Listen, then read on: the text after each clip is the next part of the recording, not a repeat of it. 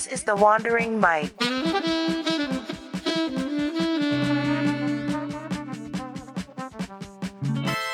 Welcome everyone to the Wandering Mite.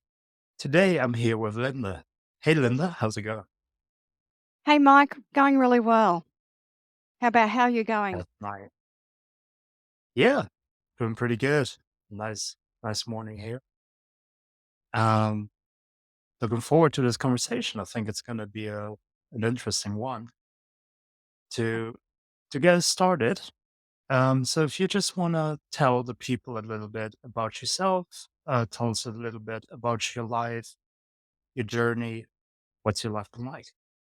Sure, yeah, so I'm Linda King, also known as a Smart Travelista. So I'm a seasoned traveller, an author, travel writer, and a travel blogger, and also the founder of the Smart Travelista. So I started in travel in my career. So I've got a lot of expertise around travel and also worked in banking, so also have money management expertise.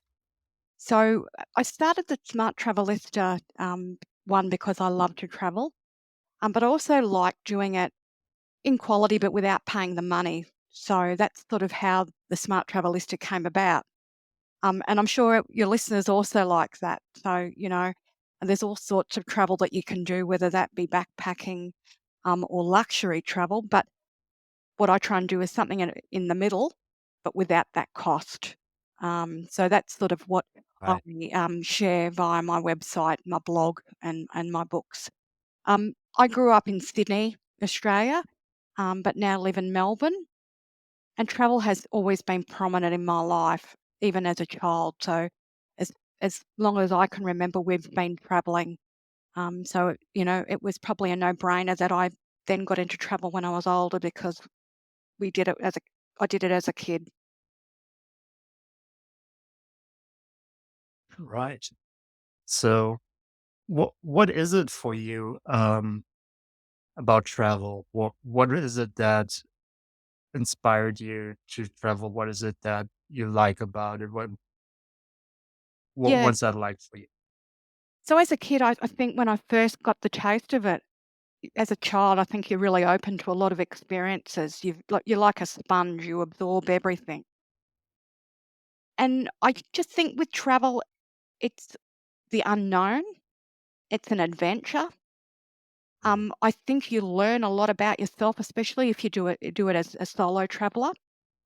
And you get to learn how to handle yourself in neither good and bad times. So, as you would know, Mike, being a traveler, sometimes things don't go totally right, and they go really wrong. And it's about how you Right. become resilient and learn how to manage yourself. Because if you're on a trip by yourself, you're the only one you can rely on to get yourself out of that Yes. situation. So I think for me, travel's been a really good education. I think also it opens up your mind and perspective to the world. Like we're all very different in the world, and people may live their life differently to yours. So you learn a lot, and I think that can only enhance your life and the way that you interact with others. Yes. That's that's what I love about it as well. Just immersing yourself in different cultures and actually see we're, we're all we're all humans, but Mm, every country has like its own way of doing things and own little nuances, which is just super neat to discover. yeah, I would agree with that. Um, did did you travel all of the continents yet, or is there something you still have to have on your bucket list?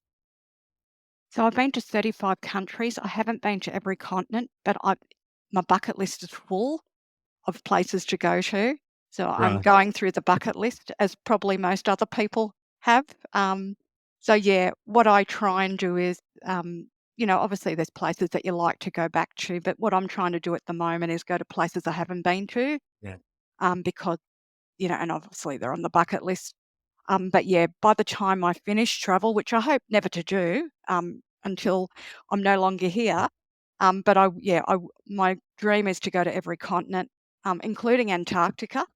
Um, so yeah, I would Right. that's the dream and that's what I'm striving towards. But I think the countries I haven't, like the continents I haven't been to Africa, but that's certainly high up on the bucket list. Um, and South America, um, probably touched pretty much everywhere else. I would say, like been quite, through Asia quite a bit, the South Pacific, the US, Europe.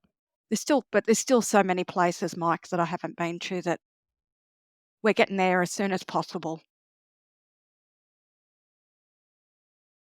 Yeah, that's kind of the struggle I'm having as well, Mm. is you kind of want to see so much, but then obviously there's just natural constraints and we don't have unlimited time. So it's hard to actually see everything. Mm. But Africa is one for me as well, where there's just a lot of uncertainty as well, I think, especially in travel in general as well to Africa, that you don't really like get to see. So it's kind of Mm. hard to plan your travels there, in my Mm. opinion. But Yeah, that's certainly something I'm trying to do in the future as well. yeah, I think you've got to consider the safety aspect as well. Um, you know, if a country's a little bit unstable, you're taking a little bit more risk when you go there. And as most travellers would do, you've got to consider all these things. You want to go to a place and end up going back to your family afterwards. Um, but yeah, I mean, you've got to balance that as a traveller, Right. I think. Seeing the new and the places you want to see, but also keeping safe as well.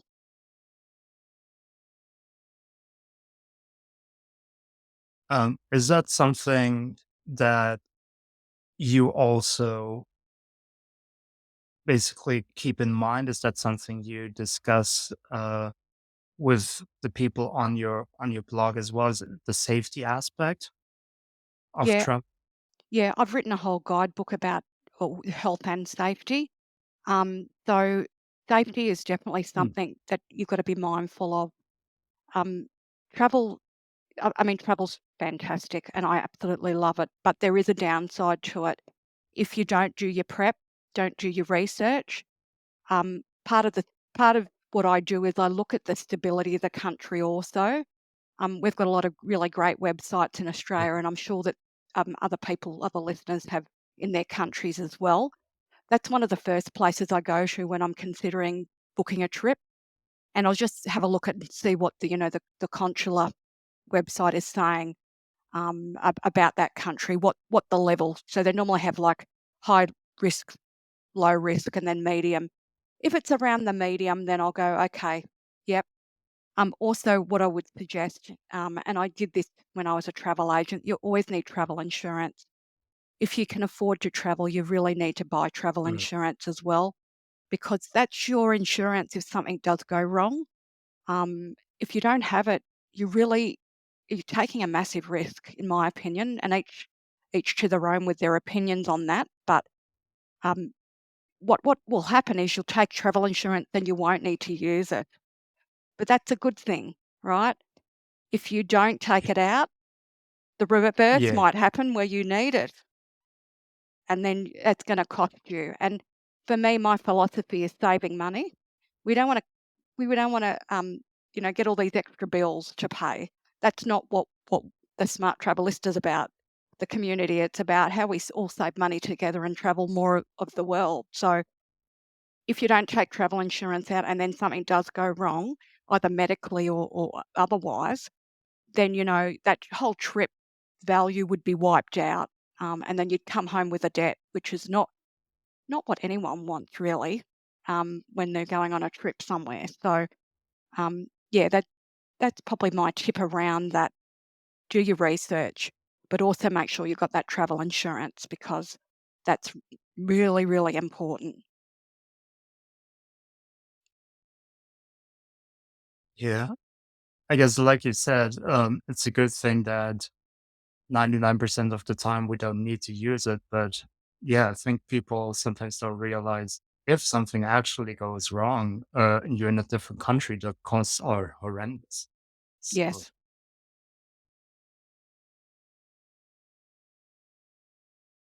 um, as we already touched, kind of the topic of money here, um, I mean, obviously, a lot of these tips are probably um, maybe country specific as well, but in general, what would you say if people just like to travel? What are easy things for people to implement to save Ye on their travels?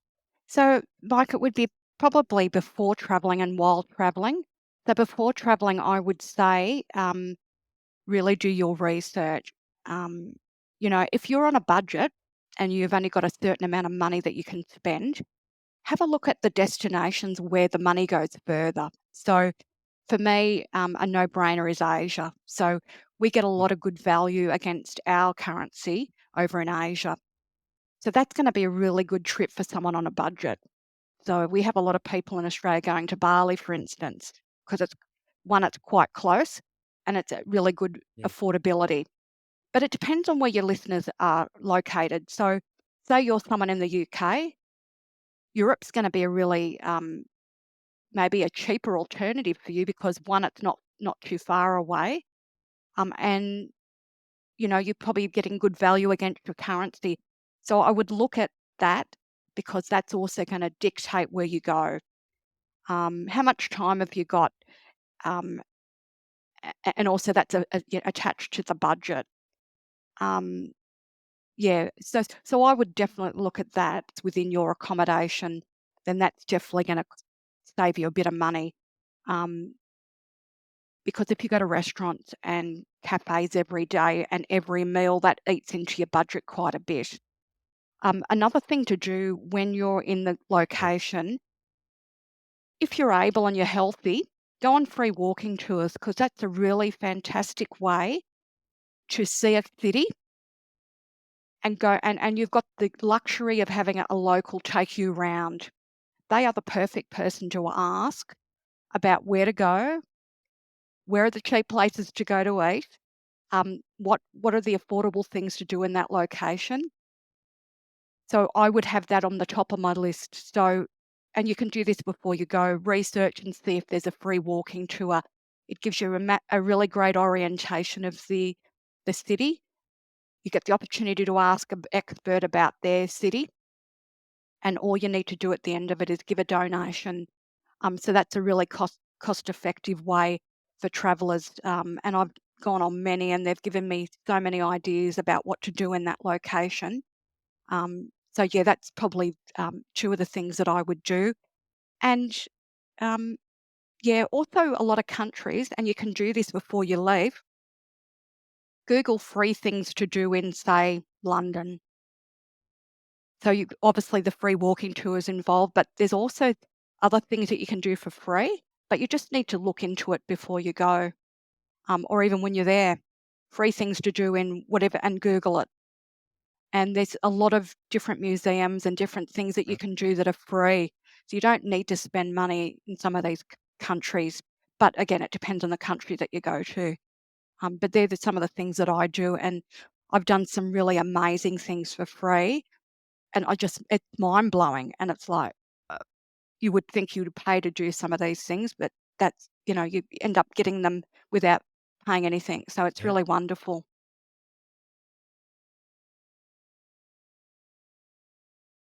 That's really cool. I, I think the free walking tours is one that a lot of people actually didn't have on their list. But actually, my sister looked up one once when we were in New Orleans, and like you said, they really were amazing. I never heard of it before, and she was like, "Yeah, there's this free walking tour going on." And so, yeah, thank you for bringing that up. That's really, I think that's really useful to a lot of people. Um, so you also said in the beginning, obviously, we always tell tell the good stories. We come back from Mm, travel. Oh, how was it? I seen this, I done that. Oh, it was amazing. mm. But as you said, there is bad times, and sometimes if you're in a country alone, you struggle. Um, do you maybe have a story to share there, and how you overcome it, just to show people, well, if it gets bad, we can still like kind of make it out of there as well. Mike, I have so many. I've written a whole book series about these stories. But probably I could probably tell you 2 stories. One Right. one story was I was in Shenzhen on, almost near the border of Hong Kong to do a bit of shopping in China. So I went there by train, and then so I had a wonderful time, did my Mhm. shopping in Shenzhen, got heaps of bargains, and then I got to the border and something was wrong. They were looking at my passport and I didn't get pushed through like normal, and I was like, "What is going on?" They took me to a room. It was a holding room, and there was other, I suspect, criminals in there as well. So, when you see people that are being detained Mhm. in airports and then they get taken to a room, well, that's what happened to me. I was dumbfounded. I was like, "Why am I in Yeah. this room?" I didn't understand why. I have to say I was a bit cheeky before I got to the border. I'm an avid photographer, so I take a lot of photos. And so I was taking a lot of photos just before I got to the border, and then it said no photos. And I was thinking, initially, I thought, oh my God, they've got me on CTC footage that I've been taking photos. But obviously, I took the photos before I saw the sign. Mhm. So they had my passport and they took it away. And I'm like, okay. And I'm in this room with all these people. As I walked in this room, I was probably the only Westerner in there. There was other people of other nationalities. There was a guy with a gun across his chest, massive gun as you would see, like, I don't know, like a machine gun, and I Oh. was like, "What is going on?" So, I was collecting my thoughts. I was in shock to start with, Mike. I didn't know what was going on, and I'm thinking to myself, "Why am I in here? Why they got my passport?" Um, I was getting really crazy looks from other people in there because they were like, "What is she doing in here?" Like, if words could talk, that was what I was the looks that I was getting would have said. Anyway, I was just observing. It felt like I was in there for about an hour, but I think it was only about probably 20 minutes. So I just got my thoughts together quickly and observed what was Good. going on in there because I thought, well, this is an experience that I could probably write about, one that I'll probably never be in again, touch wood. And so what I then did was approach the guy with the gun, Yeah. being very confident as I was. Thought I better just put on my big girl pants and go to the guy and just um, and I basically said to him, "What am I doing in here and when am I being released?" So I was just really direct to him. And he said, "Madam, sit down." And I said, "Okay." About 5 minutes later, a female customs Mm. officer came in and said to me, "You've misplaced your exit visa out of Hong Kong. We just needed to call the airport to make sure that you were leaving China." Um, so I mistakenly Um, had misplaced my paperwork, and that was the reason that I was in the room. Um, so yeah, I got released and thought, "Yep, I'm out of there." Got back on the train back to Hong Kong, and yeah, that was a story that I'll always remember, and I've written about in my book. Um, but yeah, I think those situations you really learn a lot about yourself and how resilient you are, and how you. I think when as you yeah. mentioned, great travel is, can I say, boring, really, in a way? No one wants to hear about it because nothing went wrong. What people want to hear about is the drama that happens when something Mhm. goes wrong. They want to know what happened, how you got out of it, and then maybe they want to learn what not to do when they travel. So, but yeah, I have many stories like that. Another one, really Yeah. quickly. Um, I was in the middle of a hurricane in Miami, um, and the hurricane was heading. It was a Oh. Category 5 hurricane heading straight for Miami. Um, But yeah, obviously I got out of that okay because I'm talking Oh, to you wow. now. Um, but yeah, look, these things, I think these things are part of travel. And I would have to say that the unexpected is probably one of the attractions for me with travel because you don't know what to expect. You can do all the research possible, but life happens, right? So things happen. You can't control that. You just have to go with it and one, have your travel insurance and just get yourself out of it.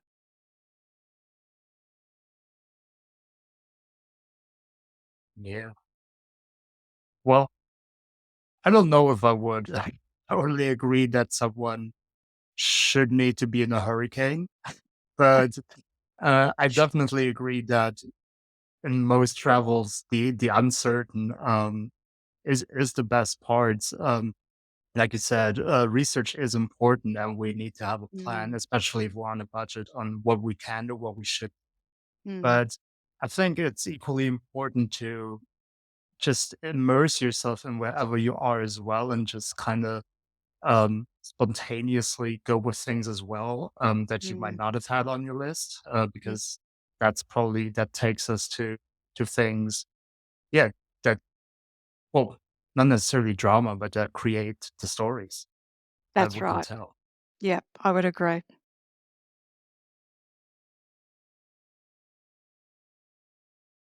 So, um, just personally curious because I spent some time in Indonesia as well, and while I was there, I traveled Southeast Asia, and I loved it. So what did you get to see yet in Southeast Asia? What countries did you travel there? So in Asia, I've done a real lot of travel. So if we talk of Asia as a whole, I've been to Vietnam, Singapore, Malaysia, China, Indonesia, Korea, South Korea, where else? Thailand. Um, Oh wow. so yeah, I've been to a lot of countries, and it's because it's very close to Australia, and obviously a little bit cheaper as well. But Asia's fantastic.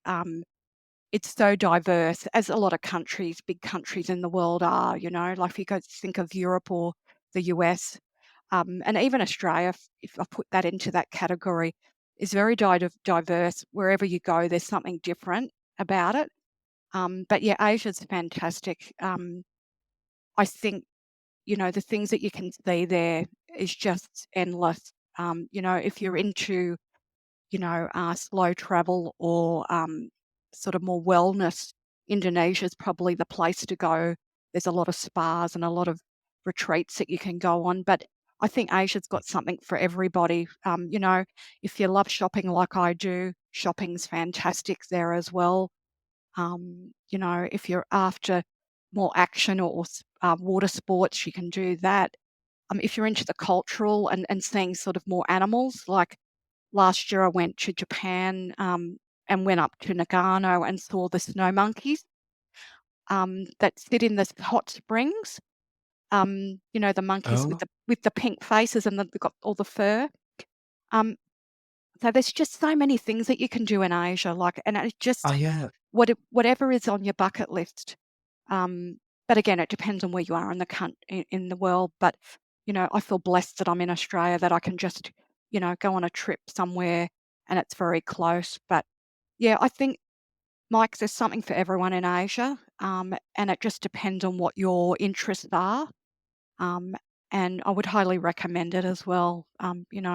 Fantastic no matter where you go, and pretty reasonably priced. I think maybe Singapore's is sort of getting up there in price, but a lot of the other countries and other destinations are quite affordable.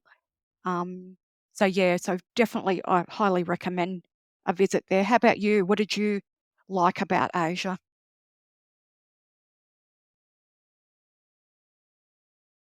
So I personally, it's always hard to pick favorites, but I love Thailand. I Mm, just really love the culture there. Well, I love the food as well. mm, I love Thai food, and um, I really like the north of Thailand, like the jungle, the mountains, up there. And in general, because I've been to Vietnam and Cambodia as well, Mm, the people there are just so loving. That's mm, what I really like. Especially having lived in Indonesia for a year as well, I was really uh, excited to see how happy these people were and how caring, because objectively, obviously, the standard of living isn't as high as in Europe, mm, but they're just so much happier, especially compared to Germany, where I'm from. mm, It's basically a complete opposite. Because in Germany, the people have basically everything they could ask for, but are kind of miserable.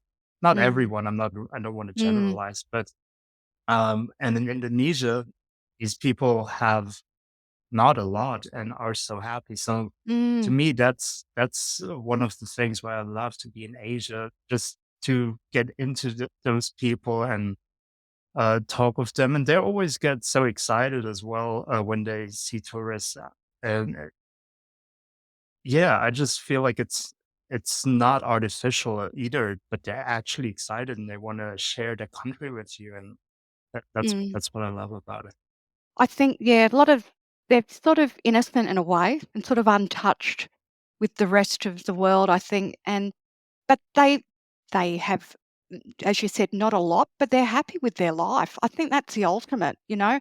I think Westerners probably, as you said, we get everything we want, we can have everything we want, and maybe we're not that happy. I think we can learn a lot from those cultures about how we can be more grateful from the things in our life, Yes. I think.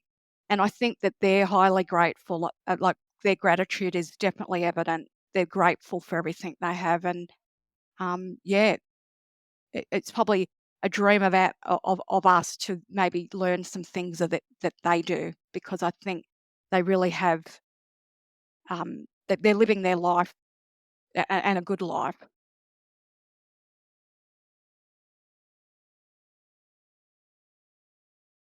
Yeah, and one of the countries, I haven't been to yet, but I heard a lot of good stories as well. And you said you've been to Japan. So I feel like the Japanese also have a really good, like, they have life figured out as well in a lot of aspects. I think they have a really good balance of doing things. So I would love to see Japan at some point as well. Yeah, they are lovely people. They're And very on top of that, everything works there as well. Yes, I was just going to say they are very efficient. When you're in a bullet train and that they tell you it's gonna leave at 8 o'clock, it leaves at 8 o'clock on the dot. They're very, very, very efficient. And Right. I really like their products too. Their products are amazing, and they've got so many practical gadgets. I'm a gadget person. I love the gadgets and so many practical things, that they create something that they feel there's a need for. So I always have a massive list when I go there. My family always want their gadgets. So it's a really good place if you like your gadgets and technology. The Mm. technology is like on another level. Some of the things that are out there we've never even thought about here, and we'll probably get in a few years. But yeah, their technology is mind Wow. blowing as well. If you ever go there, go into an electronics store or like a computer store, and it will blow your mind. You'll be like, "What is this product?" Because they're so far advanced. Obviously, they create everything, as far as the products are concerned, but yeah, they're ahead of their time. They're ahead of pretty much all of us. So yeah, it's quite an interesting journey, Japan, and again, really diverse. There's a lot of stuff to do there. My big recommendation for Japan is get a bullet train ticket. So get one where you can go, and travel around, and you'll be able to see so much of Japan and really quickly. You get there really quickly because they're on the bullet trains are fast trains. So yeah, that's my big tip with Japan. And it's actually been a really good, exchange rate with our with our dollar to their yen. So it's probably a good time to go there as well at the moment. Um, but yeah. absolutely highly recommend Japan.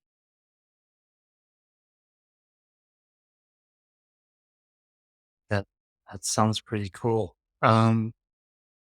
This time when you talked about gadgets, you mentioned that you've been to China as well. Is that kind of similar there? Because I haven't been there either, and I imagine because you always hears good things about their economy. So is it kind of the same over there as well that you can shop for things that maybe they have that we don't really have yet? I think Japan's a little bit more advanced. I think you definitely can get things in China. I think a lot of the stuff we use is from China, but I wouldn't say that they're as advanced as Japan. I think Right. Japan's on another level. But yeah, you absolutely can get gadgets. I mean, I've picked up probably not so much in China, but when I was in the Philippines, um, you can get gadgets there. But anywhere like Thailand, you've probably yourself when you've been there, you've seen like little gadgets. Probably not to the extent though that they've got in Japan. But I think Asia as a whole is pretty good with gadgets. Um, and very, I think they're very thoughtful about them as well. They think, all right, we need something to do to solve this problem, and then they create the gadget. Um, one that I use quite a bit that I got from Japan. So how Yeah. you're using. Sometimes you can have a mouse, like a support mouse, when you're using your laptop. Like you have like the mouse pad. They've actually got like little soft toys that you can put your hand on instead of having it Yeah. on the mouse pad. You can stick your hand on a little soft toy right near the computer, and so it acts like a gel pad, but also keeps your hand quite comfortable as you're using your Yeah. computer. So if you're a person that's got a mouse, um, you have this like little soft toy that you put, and then it supports your hand. So yeah, they're very thoughtful about Yeah. things like that. Um, they've got a lot of travel gadgets, which I certainly Yeah. love. So I pick up quite a few when I'm there. But yeah, they're amazing. I would call them brilliant, actually. They're really good at that, and I reckon they make really good cars. I drive a Japanese car, a Toyota, so I'm a Japanese fan from way back.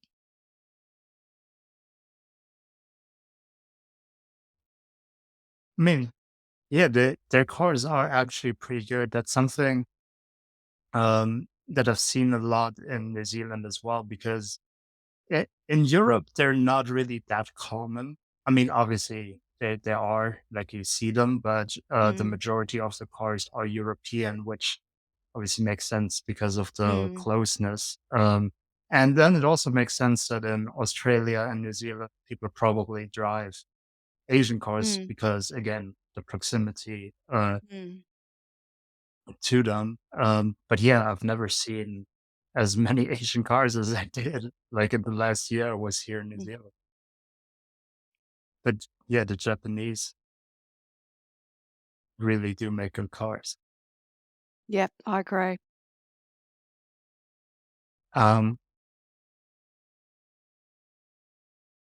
so another topic that you mentioned in the beginning that I actually don't know too much about because it's not really my kind of travel, but maybe it is interesting for some people. You said obviously some people also like luxury travel.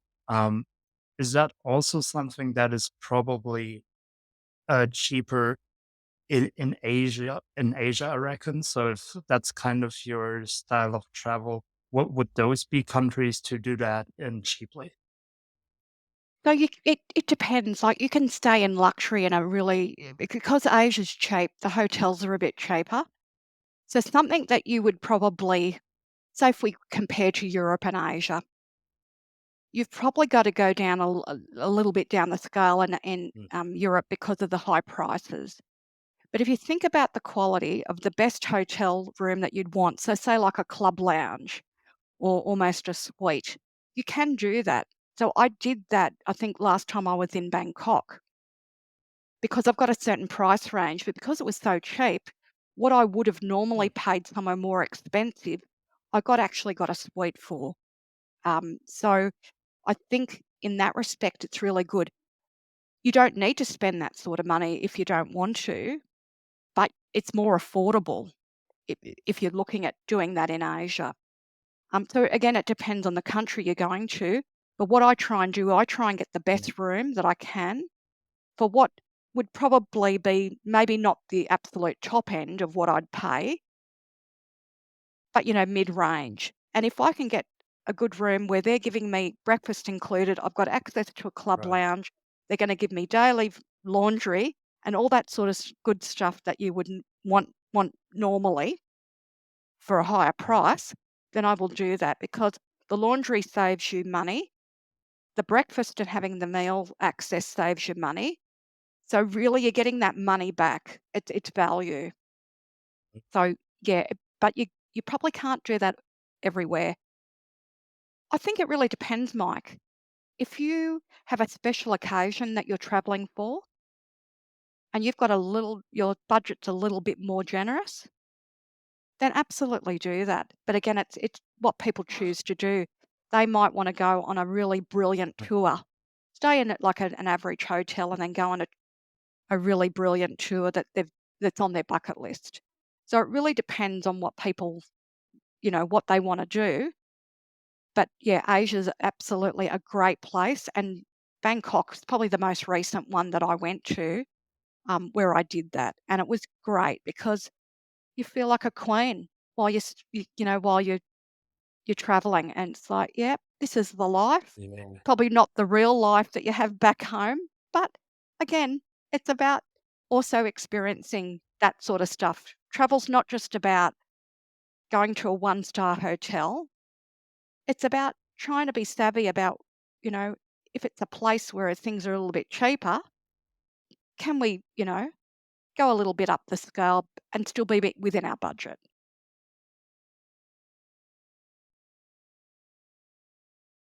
Yeah. That's a good way of looking at it actually. And yeah, saving some money in the process as well, as you said, with the Mm, laundry and the breakfast and stuff like mm, that.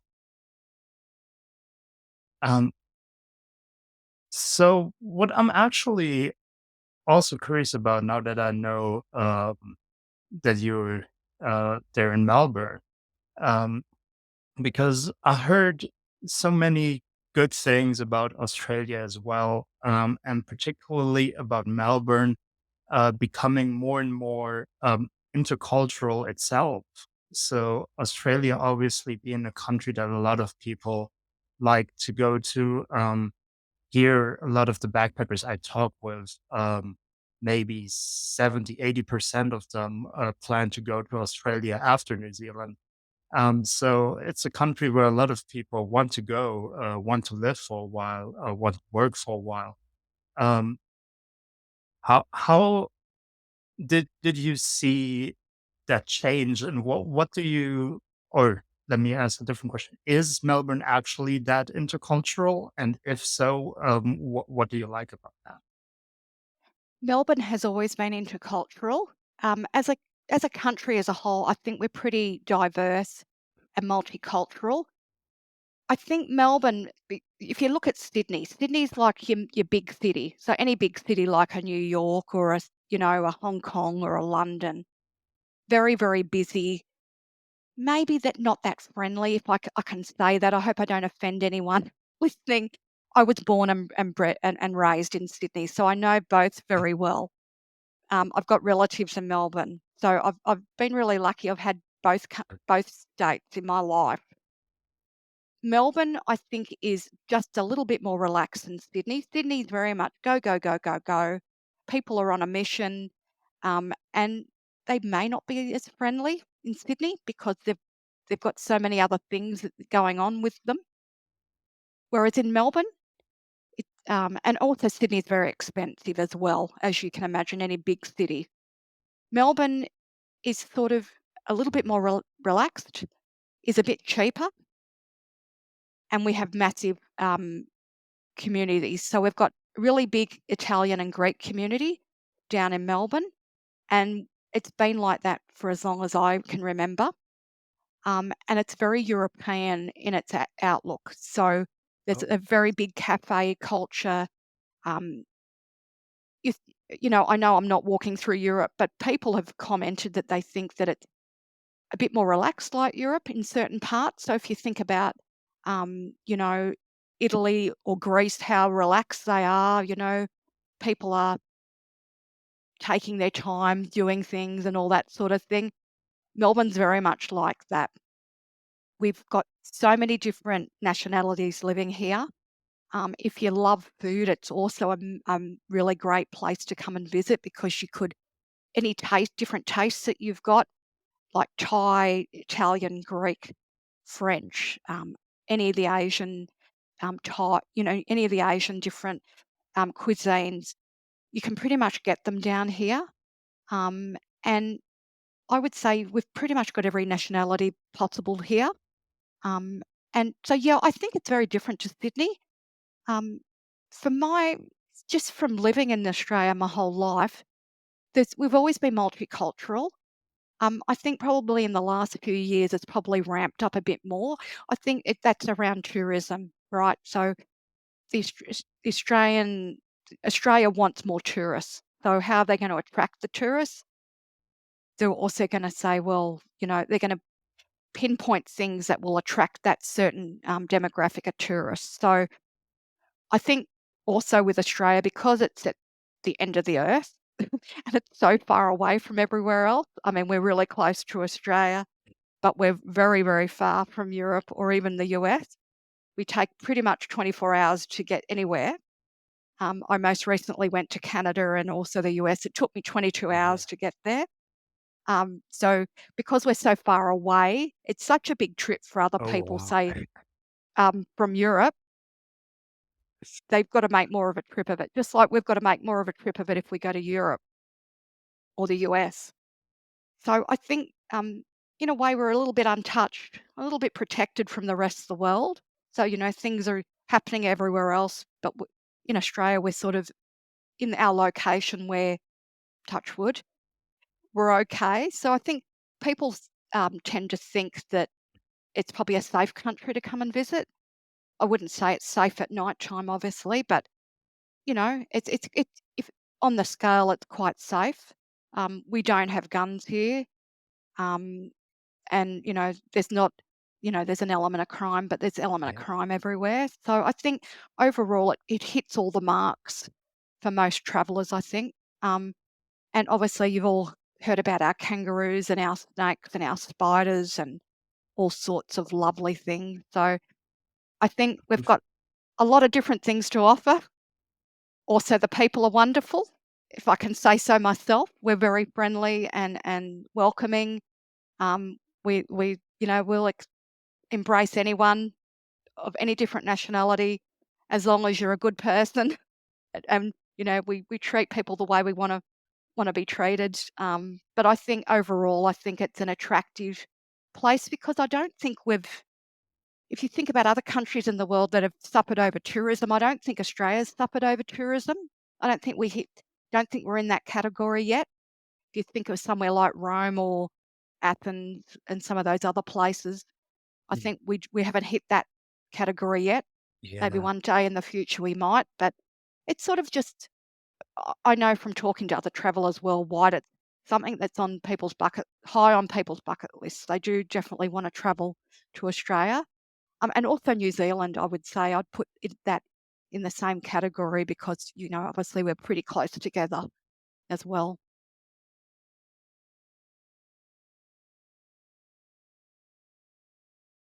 Yeah. I feel like, mhm, I mean, it might be a little bit of a cliche, but most of the people that go to New Zealand instead of Australia is because they're just massive Lord of the Rings fans. That's what Yes, makes the decision for them. But yeah, yes, basically, New Zealand and Australia uh, kind of has the same attraction. And I mean, I totally agree. I met so many Australians here as well while I was in New Zealand, and I actually had one of them on the podcast, Dave. He's actually from Melbourne as well, but we didn't talk Mm. too much about Australia actually, because he spent a lot of time in France too. So um, yeah, it's just so great. And like you said, they always say, "Oh, if we travel somewhere, we want to be like treated nice." So obviously, if someone travels to Australia, we're gonna treat them nice as well. Um, you mentioned the kangaroos and the snakes because that's also something I heard from different people I talked to, and maybe we can get that out there for the people as well. Is that something that because that's what it's made out to be in Europe? Is that something you worry about in your daily life? Is snakes and spiders something that is there for you? Well, I could tell you a bit of a story about all those. With kangaroos, and some lady in Los Yeah. Angeles asked me this: Do they are they aggressive? They are not aggressive. Where I live, across the road, we have families of kangaroos visiting us because there's no houses on that other side. It's just nature reserve. They are the most placid animals. They are more scared Oh, of us than we are of them. They're very curious animals. Um, I have to say, I love taking videos of them because I have a YouTube channel and I put them on there. Um, but I have a family that's got a white kangaroo, and white kangaroos are very albino kangaroos are very rare. Can only get one in every 10,000. Well, this family of kangaroos that comes to visit, there's actually more than one white kangaroo in the family. So I think the mother or the father must have been white, and they've got all siblings. Um, so that's another tip for the listeners. If you want to see some white kangaroos, go visit my YouTube channel. Um, but the kangaroos are very placid. yeah. The ones that you see on YouTube where there's two males fighting each other, it's because it's in mating season and they're obviously trying to get a mate. And they're trying to be the alpha male, so they will fight each other. I think Sure. there was a recent one, a kangaroo and a dog, where the kangaroo was holding the dog down. Dogs can be quite nasty with the kangaroos and really annoy them. So for a kangaroo to do that to a dog, the dog must have been really terrorizing this kangaroo. So if anyone's seen those videos, that is not your typical Right. kangaroo. They are very placid. They're very clever because I think they can smell me because they come round to visit, and I think they know that I'm the same person that they've seen before. And what they do is they just watch me doing my thing with my phone, and then they go back to eating. They're like, "Okay, she's okay." So and then they Mm. start eating again. Obviously, you go running up to them and be aggressive, that's a different story, right? Um, Snakes come out in the Yeah. summertime. Snakes love the heat, so what they do is you tend to find them on the hot roads. So when it's really hot in Australia, they will go on the roads. Also in the nature reserve that I live near, they also go through the grass. So what we do on really hot days, like today or yesterday, we would not go out Mm. into the bush because there'd be snakes there. Sometimes they're on the road, but Right. touch wood, one's never come near me. We're just mindful that in the really hot days, we've just got to be careful if we're going around any grass. Spiders, spiders also love the heat, so they tend to come out in summertime. Um, I've been bitten by a spider when I was in Sydney. Um, but what you learn as an Australian, if you've been bitten by a spider, you've got to get that spider in a Oh, jar or a container and take it with you to the hospital because it's got to be identified so they know how um, to mhm. either give you a needle or a vaccine. Um, my parents and I, because been bitten by spiders, I'm a little bit scared of spiders. My parents had an experience when they moved house. They came from Sydney to Melbourne. There was a funnel web spider in my mother's bedroom. I'm so glad I wasn't visiting at the time because I would have had a heart Oh, attack. But these funnel web spiders, I don't know whether you've seen them, but they're black, furry, and quite aggressive. Anyway, she was just coming out of the shower. She had a towel around her and she saw it in her yeah. doorway and she screamed, and went like that with its fangs. Um, my father's a hero because he killed that Oh, funnel web spider. But if I'd been there, I tell you, I would have had nightmares for the rest of my life. Um, we have like, huntsmen, which are sort of hairy spiders, but they're quite, they don't, like if they bite you, they're not poisonous. But we do have probably two that can make you quite sick. So the funnel web spiders can kill you if you don't get the vaccine quickly. You can be dead. Um, and we mm, have redbacks and some other spiders which will make you a bit sick. So I got bitten by a redback, but luckily I took that with me, and they knew how to deal with it at the hospital. But summertime is probably the more dangerous time. Again, it's about just being careful. Um, but you live your life. Like as Australians, we've grown up with knowing these risks, so we just take measures. My advice to listeners: if you don't want to have to deal with any of that, come to Australia maybe in the winter time or in spring or autumn, and maybe not come here at summertime. But yeah, it's not something where I'd say, oh, I don't come to Australia because of it. You just have to be aware of it. Um, so yeah, but the kangaroos are lovely. They're lovely animals. I can't stay believe that they stay are so mine. big on just eating grass. It totally blows my mind. Um, and very powerful. And yeah, I came round the corner one morning on the way to going to work, walking around the corner, and I had a 6-foot kangaroo about 5 meters away from me, and I nearly died.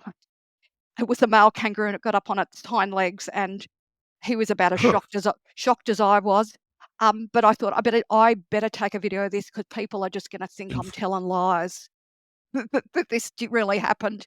So I quickly took like a 2 or 3 second video Right. and got out of there quick. Um, so yeah, just got to be mindful when you're in Australia, and then you'll be okay.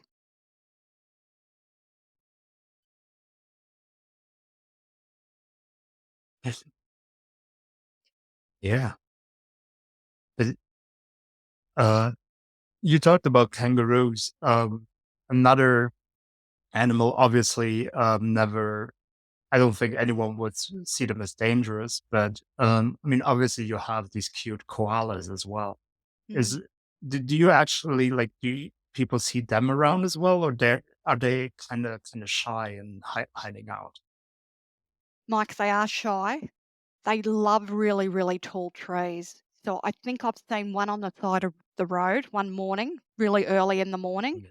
was where a lot of kangaroos were too. It was around a highway, and it was crawling along. So it must have gone from one tree to the other, and it was crawling along really quickly to get to its next destination.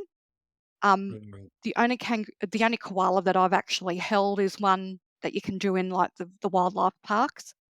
They are full of muscle. They're furry and they're Mhm. muscly.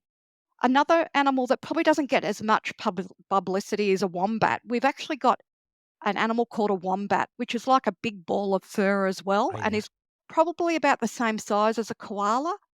And they also like dawdling across the road. I've also felt one of those. I had a baby one, and its claws were quite strong, and it just grabs hold of you, and it's just full on muscle. So all these animals are muscle and fur. Um, but a wombat is also another animal. But yeah, koalas keep out of everyone's sight. They're in really high trees. I haven't seen one over in the nature reserve. Our trees aren't high enough. But I have seen them around. But yeah, you'll see kangaroos more regularly if you get out to sort of where I'm living, um, sort of more on the outskirts of Melbourne, than koalas. But koalas, um, probably not as yeah. You won't see them more often unless of course you go to like a wildlife park when you visit.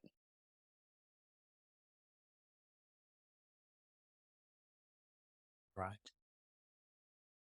So yeah, as I'm actually probably going to go to Australia as well after New Zealand. I just want to pick your brains a little bit as well, Mm, because it Australia is such a huge country. I always find it funny, like if I talk with other backpackers here, and uh, they're like, "Oh, you're gonna go to Australia afterwards?" Yeah, me too. We're gonna see each other in Australia, and I'm like, "Well, it's so huge that we don't know, like, if we're gonna be even in the same place." mm. Um, so basically, my question is, from a tourist kind of point, or not really in tourist, but maybe backpacker point of view, would you have some recommendations, what to see in Australia? Absolutely, I can tell you all about Australia. So, um, if you're a backpacker, I would definitely come to Melbourne because it's a bit cheaper. Um, but the things that you can see in Australia, so we probably start off with Sydney. So Sydney, obviously, Mm, you've got the Harbour Bridge, the Opera House. There's some really lovely places like Manly, for instance, Manly Beach. There's a really big beach there that a lot of people and a lot of tourists go to. So you can get a ferry from Sydney to Manly, and it's only like a half an hour, and it's quite affordable actually. The ferry ticket. They've got really lovely, lovely seafood over there. If you love to surf, then Manly Beach is the place. You can actually learn to surf over there as well. I've actually got a blog post about Manly because I went there last year when I was in Sydney. But Sydney is fantastic. There's so many things. I could do a whole podcast interview about Sydney. Um, but Melbourne, what's with Melbourne? Melbourne's got a lot of great places to see as well. So if you love your coffee and you want to be in a European style environment, then Melbourne is the place. Melbourne has fantastic shopping. You've got St Kilda Beach. You've also got some other places to see. You've got Phillip Island. So if you love seeing the little penguins, Phillip Island off that you can travel to from Melbourne. You got the Great Ocean Road, which is a little bit out of Melbourne. But yeah, a lot of things in Melbourne. Adelaide is a really fantastic place, which is in South Australia. So if you love wine, you've got the Barossa Valley that you can go to in Adelaide. There's being German, Mike. There's a place called Harndorf, a little bit further out of Adelaide, which is a German settlement. Germans came to Adelaide and then oh, went to Harndorf. That's the place that they all settled in. I'm not sure when they did that, but you might find that interesting as well. oh, Which wow. you can do like a tour, or you can drive from Adelaide. There's Victor Harbour, there's Glenelg in Adelaide. So yeah, Mm, fantastic shopping there also. There's a place called Harbour Town that you can get to from central Adelaide, which is near the airport, which has outlet shopping, and it's phenomenal. I go there just to do shopping in Adelaide. Perth is really fantastic. It's a bit of a flight from, say, Sydney or Melbourne, 3 or 4 hours. Perth is really great, really laid back. You can go to Rottnest Island. You can do a tour from Perth. We can go see the quokkas. I'm sure you've heard of the quokkas. They're friendly little animals. They're like mini kangaroos, good, and their little teeth. Also got a blog on my, so you might right. wanna go via my blog, Mike. There's a lot of Australian, content on there, and also to the listeners, obviously. Um, Western Australia, where Perth is sort of the Oh, yeah. capital city, there's some really beautiful places up north. There's a place called Cable Beach in Broome, which you probably know about, but it's the most beautiful beach in Australia. Pristine, beautiful, goes on for kilometres. Gorgeous place. If we go to the middle of Australia, so if you go from South Australia up north, you've got Northern Territory. So you've got Uluru, or was known as Ayers Rock, but it's now Uluru. So the big red monolith that Right. changes colour. You used to be able to walk up there. As a child, I walked Yeah. up there, but you can't do that anymore. But it's fantastic to visit. Not far from there is a place called Alice Springs, and that's phenomenal as Oh, well. you There's a can't lot of, anymore? sorry, what was that? Is there animals there? That's kind of sad that you can't walk Yeah. there anymore. Only recently they stopped people walking it, but I tell you the view from the top was just out of this world. One thing I remember, as a kid going up there. It was phenomenal. But it's a like it's yeah, it's a really fantastic place to see. Um, so if you go past Alice Springs, if you head up more north, you go to Darwin. You can go to Kakadu. Don't think it's called Kakadu anymore, but Kakadu National Park. You can see crocodiles up there if you go on a cruise, really up close. So if you're into seeing crocodiles and stuff, up right up north in Darwin. If you go sort of more east, same latitude, you're heading into Queensland. So top of Queensland is Cairns, fantastic place to see. You've got the Great Barrier Reef, you've got Daintree Forest, you've got so many different islands that you can visit from Cairns. If you go down a little bit south, you've got Brisbane and the Gold Coast. So a lot of people go to the Gold Coast. Um, Fantastic beaches. Also, Brisbane is really good to see. Um, and then if you head more south again, you're back in Sydney.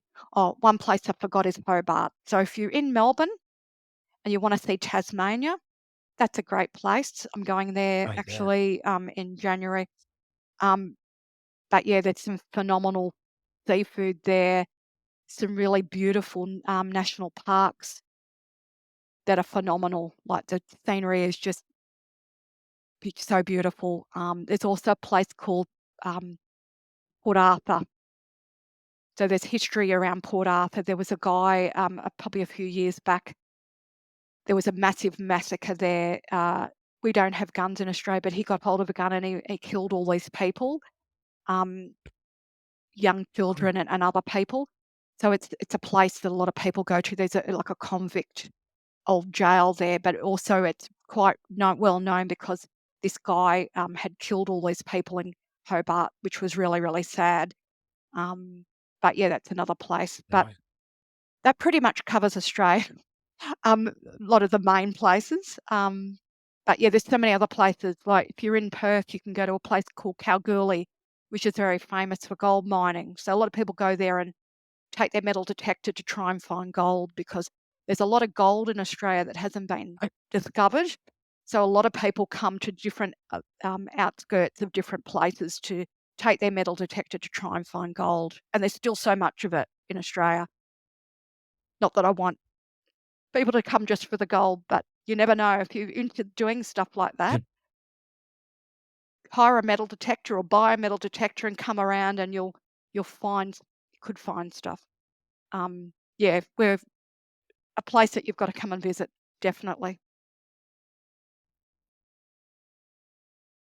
Yeah, thank you for that. That was actually really cool, giving us a little overview of what to do there.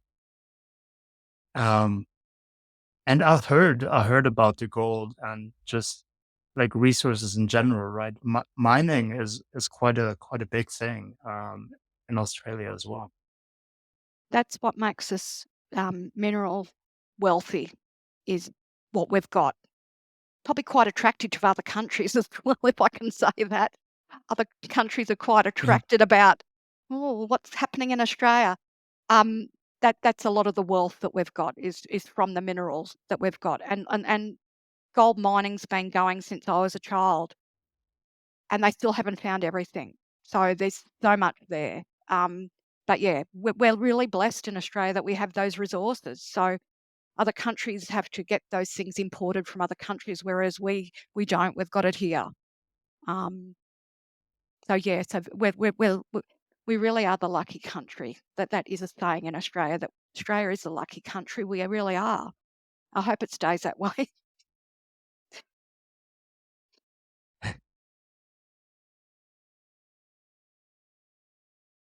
Well, um, Linda, to be honest, I'm very happy with the conversation we had. We covered a lot of interesting topics, and yeah, just for me personally, got a lot of intel about Australia as well. A lot of fun stories. Um, so yeah, thank you for your time. And if you maybe just want to tell us now one last time for the people that get interested in the stories you told. And for me personally as well, because you said if you really have that stuff on your blog, I want to check that out as well. So, yeah, if you just want to let the people know where they can check out your stuff, maybe your books, and then obviously any links I'll put in the description as well for the people to go there. Yeah, so if you wanna find me, or absolutely wanna see all the travel resources that I've got, head to www.thesmarttravelista.com with 2 T's. Um, yeah, I've got everything about the book. I've got almost 100 blog posts. I'm heading up to the 100 mark. So I've got a lot of information and it's Oh wow. worldwide information. So Australia, Asia, Europe, you can find anything there. And I also got travel opinion pieces there as well about different travel topics. Um, you can find me on all the social medias. So I'm on X, Instagram, Facebook, Pinterest. I've got my own YouTube channel, so you can check that out. If you're interested in any of the books, so I've got 2 book series. I've got 10 books. So I've got a travel series called the Smart Travelista Guide, which are on different travel topics that will help you travel and save money, but also travel safer, healthier, and all that sort of thing. I've also got a solo book for solo travelers to help with that. Also got a book in that series about using Chat GPT to save yourself some money with your travel planning. And if you're into really Oh, that's entertaining, nice. drama-filled travel stories about me and other people that I've met in my journeys, read the travel series called Antics from Abroad. So some of the stories that I spoke about are in that book, but I've got a lot more in there as well. So I've got something for everyone, whether you need traveler tips or you want to be entertained. We've got the two. So, but yeah, please reach out on social media. If you follow me on social media, I'll follow you back. I'm always open for, you know, travel questions. I love sharing my expertise, and I always open to answering any travel questions that you have, because I want everyone to travel the world like I do without spending heaps of money. So that's my mission, is to give everyone, the tips that they can do that as well, because travel is the best thing you could do in your life and really changes your perspective on so many things. Um, and you know, we're only here for a short time, but why not make it a good time, right? We've really got to enjoy our life. Um, but Yes. we don't want to go bankrupt in the process. We want to make sure that it's cheap, but good.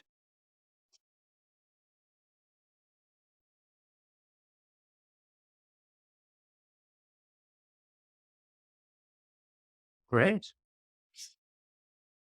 Right. So yeah, definitely make sure to check all this out.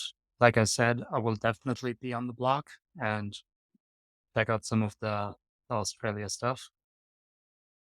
So yeah, uh, thank you again for your time today, Linda. Um, hope you have a lovely, not too hot day. As you said, it's quite hot over there today. Mm. And yeah, with that, uh, bye everyone. Thanks. Bye. Bye, everyone.